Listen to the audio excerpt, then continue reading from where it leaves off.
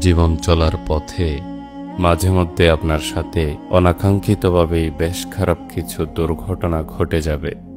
আপনার চারিদিক দোআশা আর অন্ধকারাচ্ছন্ন মনে হবে। জীবনটা চলে গেলেই বোধহয় সব আগুন নিভে যাবে, সব কিছু ঠিক হয়ে যাবে, এমন চিন্তা মাথায় আসতে থাকবে। বুকে আকাশ সম কষ্ট নিয়ে আপনি দিন পার করতে থাকবেন। অতঃপর কয়েক বছর কেটে যাবে, অনেক কিছুর পরিবর্তন লক্ষ্য করবেন। আপনি পেছন ফিরে তাকিয়ে দেখবেন কয়েক বছর পূর্বে ওই যে অসহনীয় যে দুর্ঘটনা ঘটেছিল তা আপনার ভালোর জন্যই ঘটেছিল। ওইটুকু কষ্টের প্রতিদান হিসেবেই মহান রব আপনাকে না চাইতেই উত্তম কিছু দান করেছেন।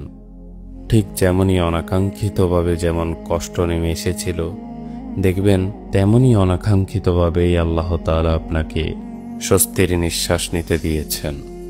সুতরাং বিপদ আপদ বা দুর্ঘটনায় কিংবা অসুস্থতায় নিরাশ হয়ে যাবেন না, কিংবা হতাশ হয়ে যাবেন না।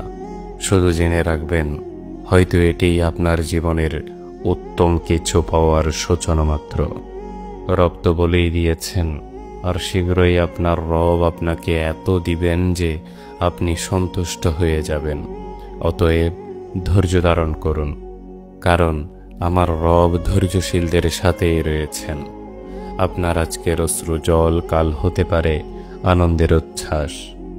আপনার আজকের একাকিত্ব কাল হতে পারে প্রশান্ত এক নির্জনতা, যেখানে আপনি বুঝবেন একমাত্র মহান আল্লাহ তাআলাই আপনার জন্য যথেষ্ট ছিলেন। এই পৃথিবীতে আমরা যত কিছুই বুঝি না কেন, আমাদের জ্ঞান অতি সীমিত।